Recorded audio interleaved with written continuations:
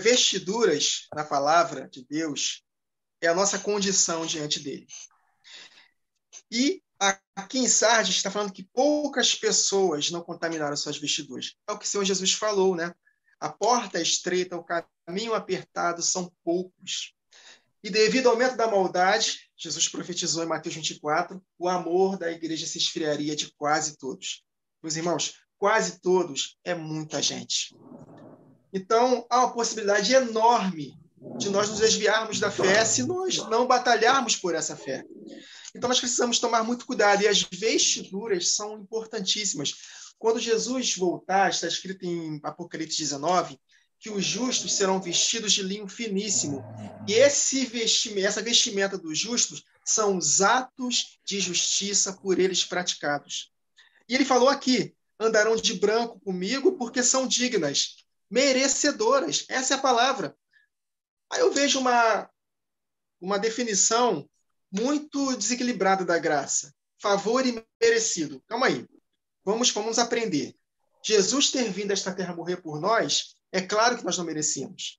Nada de bom fizemos para que Jesus morresse por nós. Agora, para que os benefícios da cruz se tornem realidade na nossa vida, deve haver resposta. E a resposta do homem, eu posso dizer para vocês, é o merecimento. Porque se nós não respondermos a ele, ele não se manifesta. De que me adianta um favor imerecido, porque ele morreu na cruz, e eu rejeitei a essa cruz, e eu fui condenado? De que me adianta? Se é um favor imerecido, eu sou salvo, independente das obras. E aí que o calvinismo entra em cena.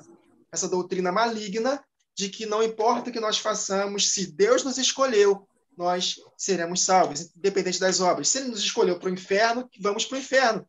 Então, nós temos que tomar cuidado e entender a palavra. É muito simples. São dignas, merecedoras. Por quê? Porque andaram em santidade. E essa parte da vestidura, os irmãos citaram Zacarias 4, eu não vou deixar de ler Zacarias 3, que está falando acerca das vestes do sumo sacerdote Josué, que estavam sujas. Vamos ler? Zacarias capítulo 3, a partir do verso 1. Deus me mostrou o sumo sacerdote Josué, o qual estava diante do anjo do Senhor. O anjo do Senhor aqui é Jesus. E Satanás estava à mão direita para se lhe opor. Satanás estava resistindo a ele. Mas o Senhor disse a Satanás, o Pai disse a Satanás, o Senhor te repreende, ó Satanás. Sim, o Senhor que escolheu a Jerusalém te repreende. Não é este o tição tirado do fogo? Olha o detalhe, verso 3. Ora, Josué, trajado de vestes sujas, estava diante do anjo.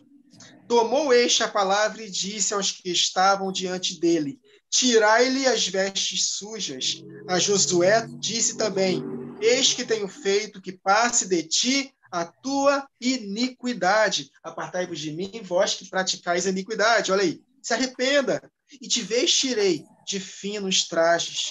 E disse eu, põe-lhe um turbante limpo sobre a cabeça, purifique, se transforme pela renovação da vossa mente. Permita que a palavra de Deus, limpe os seus pensamentos para que as suas ações sejam consequência daquilo que vocês estão pensando.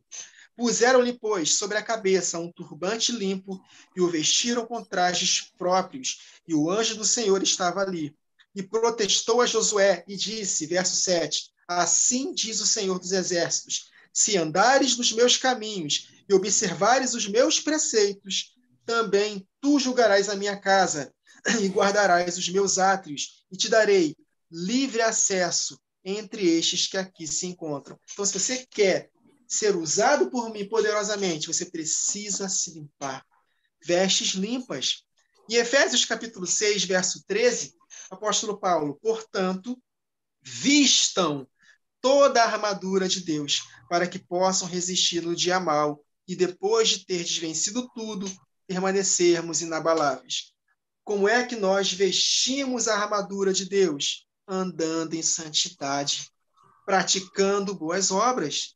Só assim nós seremos dignos de andar de branco com o Senhor, dignos de receber a recompensa, porque Jesus vai nos retribuir nos recompensar de acordo com as nossas obras. Por isso que Tiago, capítulo 4, a partir do verso 4, Jesus chama de adúlteros e adúlteras aqueles que estão tendo amizade com o mundo. Adúlteros e adúlteras, não compreendeis que a amizade do mundo é inimizade contra Deus? Aquele, pois, que quiser ser amigo do mundo, constitui-se inimigo de Deus. Ou supondes que em vão, afirma a Escritura, é com ciúme que em nós anseia o Espírito, olha aí, os 7 Espíritos de Deus, meus irmãos, que ele faz habitar em nós?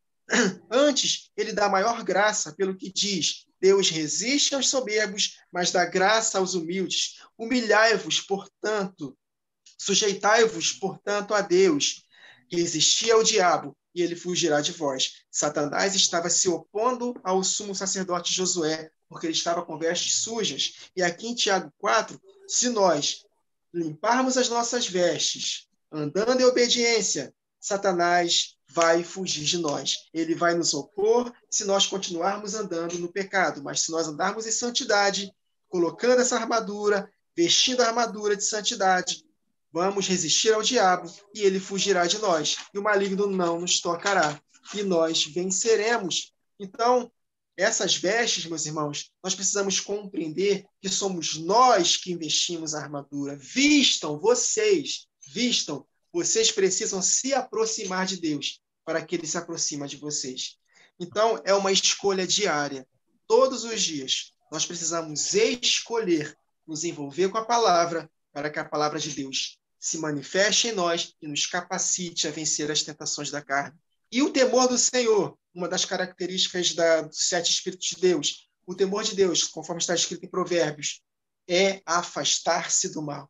Nós escolhemos nos afastar do mal. Então é uma luta diária, constante, e nós precisamos andar nessa batida, nesse batidão aí, andando em santidade todos os dias da nossa vida. Porque se nós não escolhermos esse caminho da santidade, nós não veremos o Senhor como ele é. Sem santificação, ninguém verá o Senhor. Amém. Amém. Na verdade, assim, na verdade, as pessoas hoje, elas querem a vestidura branca, elas olham para esse texto e elas pensam assim, não, nós vamos usar vestiduras brancas lá no céu. Essa vestidura branca, a igreja vai ser encontrada vestida, essas vestiduras brancas. Já vai estar na igreja. O que você está esperando? Tá? Porque a igreja institucional de hoje em dia, tá? Eles querem aquele culto bonito, a igreja bonita, ornamentada, bota melhores vestes para ir lá, mas no nosso interior não há mudança, não há obras que testificam, não há arrependimento. O que é essa vestidura branca? Vestidura branca, na verdade, ela é manchada de vermelho. É o que a palavra nos diz, manchada de vermelho. Como uma vestidura branca pode ser manchada de vermelho? Lavada nas vestes do cordeiro. Entendeu? Quando o sangue toma conta da vida do crente que acreditou, ele faz parte daquele ritual das festas, ele aceitou o cordeiro. Qual é o próximo passo depois de aceitar o cordeiro? É tirar todo o fermento, tirar toda a maldade, tirar toda a malícia, fazer parte, assim como Paulo falou, das festas dos pães asmos, os asmos da sinceridade. Entende? Porque, do contrário, não existe veste branca, me desculpa. Entendeu? Você pode botar a melhor roupa que for para ir na igreja. Vou me vestir de branco para passar o ano novo, para trazer tudo de bom para a minha vida. Você pode crer no que você quiser, mas o que a palavra de Deus está nos mostrando não é isso. Essa veste não vai ser comprada, tá? Essa veste, ela é adquirida todos os dias, por mim e por você, quando a gente tira todo esse fermento. E lá em Apocalipse 7, a gente vê ali, né, a visão dos glorificados. Olha que interessante no versículo 13. Um dos anciões tomou a palavra dizendo: estes que se vestem de vestidura brancas, quem são? De onde eles vieram? Respondeu-lhe: meu senhor, tu sabes. Ele então me disse: são estes os que vêm da grande tribulação e lavaram suas vestiduras e alvejaram no sangue do cordeiro. Como assim? Esses são os que vieram da grande tribulação? A igreja não quer passar pela tribulação? Mas não, meus irmãos, vão passar por tribulação. Essa vestidura branca adquirida, ela tem um preço. Ela tem um preço. E o preço é renegar o meu eu todos os dias. Senão, eu não vou encontrar essa vestidura, entende? Amém. Então, aceitar o sangue é o primeiro passo. Lavar as minhas vestiduras do sangue do Cordeiro é o primeiro passo. Entende? O segundo passo é, todos os dias, tirar o fermento da minha vida. Aí eu não estou falando isso literal, não. Isso é o compreendimento da realidade desta sombra, que é tirar tudo aquilo que vem a contaminar o corpo, porque sabemos que o nosso corpo é o corpo de Cristo, onde todos nós, bem ajustados, crescemos para santuário, para a habitação do Espírito Santo. Então, que a gente possa meditar nesses pontos. Irmão Ricardo. Amém. Só complementar aí, os irmãos colocaram bastantes passagens. É interessante esse paralelo aí das festas que o irmão Wagner trouxe. E todas as solenidades do Senhor envolvem o tabernáculo. E o tabernáculo tem 3 ambientes. Ambiente do átrio, onde tem um altar de sacrifício, tem a bacia de bronze para lavar e trocar as suas vestes, e aí com as vestes novas você entra no lugar santo. O lugar da igreja é num lugar santo com o Santíssimo. Lembra que quando Jesus morreu, o véu rasgou? A promessa para a igreja é estar junto com Cristo, o Santo dos Santos, o sumo sacerdote com os sacerdotes. Ou seja, essa promessa para a igreja requer uma entrega de sacrifício, primeiramente, lá no átrio, e depois lavar as suas vestes, trocar de vestes, colocar uma vestimenta nova para entrar devidamente no lugar santo. E o que ocorre nos dias de hoje? Muitos não conseguem lavar as suas vestes. São pessoas que ficam no círculo vicioso do sacrifício, presos no pecado. Eles sacrificam o seu novilho, não cumprem os seus votos de poder ter o conserto com o Senhor e de prosseguir na lavagem das suas vestes. Eles voltam a pecar, voltam a cometer os seus erros, ficam presos pelo engano, presos pelas doutrinas humanas, doutrinas de demônios, presos nos pecados, com os desejos carnais, e eles não saem do altar de sacrifício, não chegam na promessa de lavar as suas vestes e entrar no lugar santo, de serem acesos e realmente exercer reino e sacerdócio com o Senhor.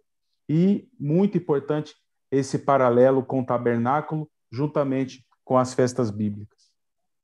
Ainda com relação às festas, o irmão Wagner citou o sangue do Cordeiro, e o sangue do Cordeiro nos remete o quê? A Páscoa. Mas dentro da festa da Páscoa, nós precisamos celebrar essa festa sem o fermento do pecado. Porque Cristo, nosso Cordeiro Pascal, foi sacrificado, que o apóstolo Paulo fala em 1 Coríntios 5. Então, em conexão com a Páscoa, nós precisamos andar em santidade, porque aquilo que eu falei para os irmãos, de que me adianta um favor imerecido se eu não desfrutar desses benefícios. Esses benefícios da Páscoa, do Cordeiro sacrificado, só serão realidade na minha vida se eu celebrar a festa sem o fermento. Eu anotei aqui que, na lei, se fosse encontrado um fermento, algo fermentado na casa de um judeu, ele seria eliminado. Então, meus irmãos, nós precisamos entender que não basta só crer no sacrifício de Jesus. É necessário celebrar essa festa sem fermento. Interessante que esse texto de Apocalipse 22 e 14, que está escrito aqui, em boa parte das Bíblias está escrito: bem-aventurados os que lavam suas vestes no sangue do Cordeiro, para que tenham direito a entrar à árvore da vida e possam entrar na cidade pelas portas. Só que se nós formos para a Bíblia grega, o dicionário grego, você clica lá nas palavrinhas, sabe o que significa ali? Na verdade, as palavras no grego é bem-aventurados os que guardam os seus mandamentos. Então, há uma íntima relação entre lavar as suas vestes e guardar os mandamentos. Pode ver lá, quem tem a Bíblia Bíblia com aplicativo grego, clica lá, você vai ver lá os significados das palavras. Guardam os seus mandamentos. É o mesmo que lavar as suas vestes no sangue do Cordeiro. Porque a festa da Páscoa, no dia seguinte, se fosse celebrada a festa da Páscoa, dentro da festa da Páscoa tinha a festa do sem fermento, né? Se fosse celebrada a festa dos pães ázimos, eu queria lembrar disso aí. Se fosse celebrar a festa da Páscoa se com pães fermentados, de nada valeria o sacrifício. Seriam eliminados da comunidade. Então, há uma íntima relação entre crer no sacrifício de Jesus e andar em santidade. Amém, meu irmão, amém. O que o irmão trouxe ali de Apocalipse 22:14, eu tinha anotado esse verso também, porque não deixa de ser uma promessa. Bem-aventurado os que fazem isso. E a promessa é a mesma, trazida ali no versículo 5. Ao vencedor será assim, vestido de vestiduras brancas, e de modo nenhum apagarei o seu nome do livro da vida. Pelo contrário, confessarei o seu nome diante do meu Pai e diante dos seus anjos.